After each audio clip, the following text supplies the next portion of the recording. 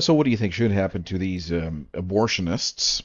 Well, the prison conditions, right? And this is what we're going to be talking about in today's video. So humane incarceration standards. Offenders should be housed in modern prison facilities, similar to Scandinavian models, ensuring basic human rights are upheld while maintaining strict security. So security is very, very important. The separation from society is the number one thing. But are we going to gain anything from having these rats crawling around and bugs and contaminated water and everything? That will not do anything for anybody. It's cruel and it's unusual.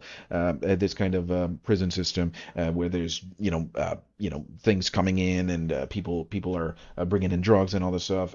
It's subpar. It's certainly subpar. Certainly the domestic prison conditions in many countries are extremely subpar. If you want to see that for yourself, you just look at for example, African prisons where there's a whole bunch of disease and lice and rats and all that stuff. What good does that give any kind of a society? It certainly does not. So the prison conditions for abortionists should be.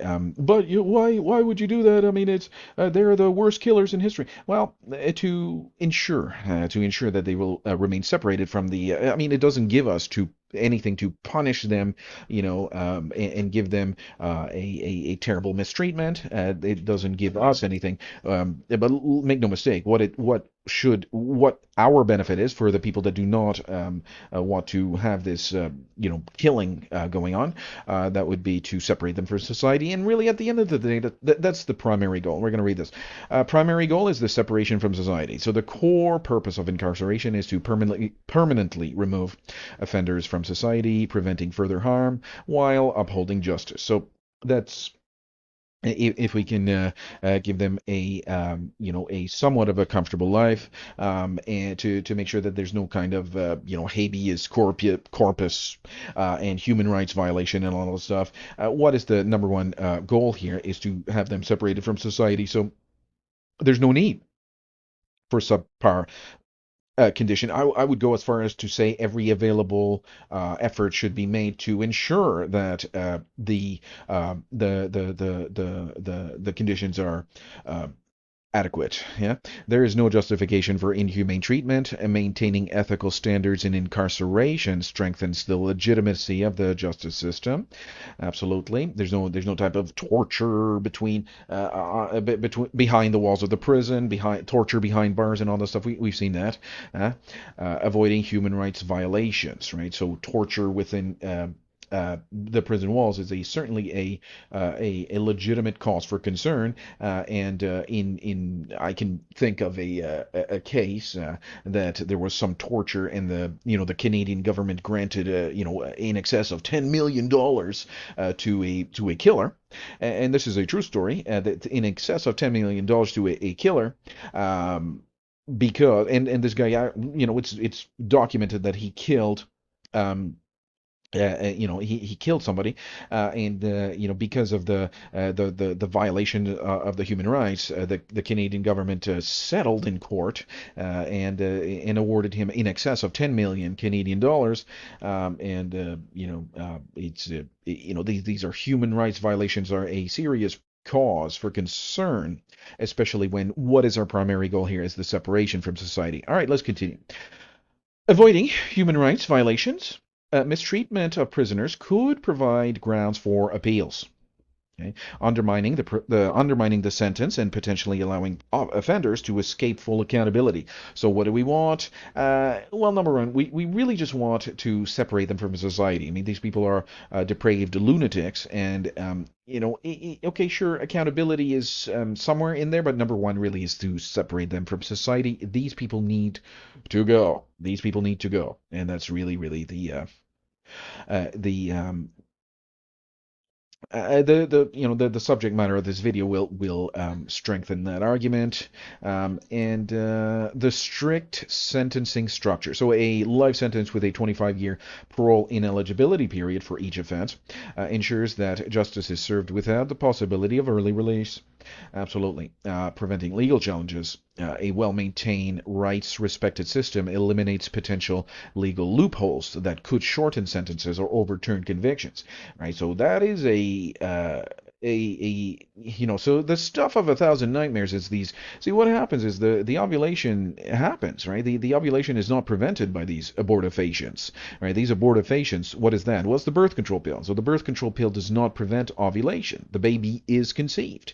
The baby is conceived, and the baby subsequently dies at the later stage of implantation. So the baby is alive, a fully viable boy or girl. A baby is fully viable and healthy, and there's a DNA there, a fully intact and a new DNA. Unfortunately, will be killed. So that's the stuff of a thousand nightmares. But the stuff of 1,001 nightmares would be an overturned conviction.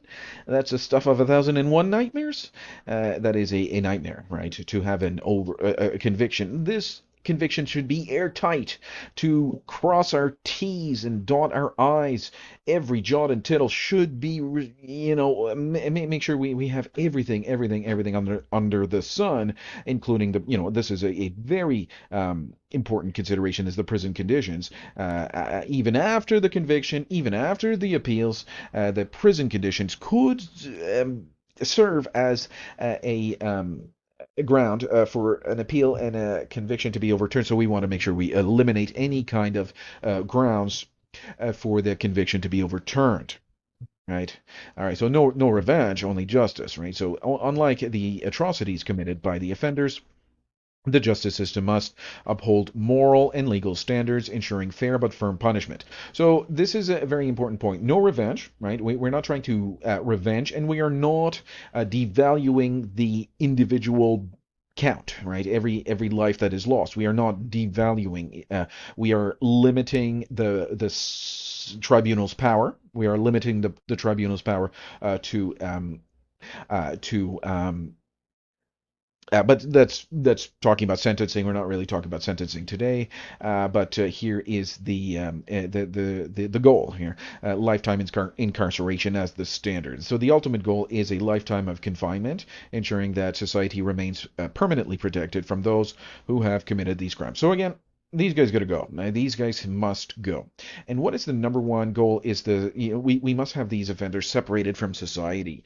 These people need to be separated from society. They are depraved lunatics.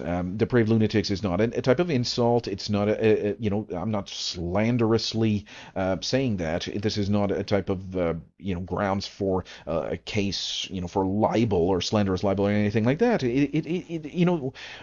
Lunatic. It's not. It is a very important classification of people that will what? That will see. The thing is, the implantation stage is not the starting of the pregnancy, and that is discussed in other videos. But the thing is, the baby is 100% viable. Okay, there's no grounds logically, scientifically, legally. There's no type of argument that could be made against. The conception is the starting of life, right? So the newly conceived boy or girl is at the moment that the sperm will meet the egg. There's a new DNA. There's a new DNA. Then of course that is the start of life. But they will want to pretend for policy reasons or political, ideology that the implantation is the starting of life. Therefore, allowing these abortifacients to kill these children. So prison continue. Let's just remember what is important here. They belong in prison. They must be separated from society. Dr. Michel Dow is a violently wicked person and needs to be separated from society with a prison sentence that will look somewhat like a life sentence with a 25-year parole ineligibility period. And so that means that you must do your full 25 years before being eligible for parole. And the primary goal here is to have these people separated from society. It's very, very important that we do that.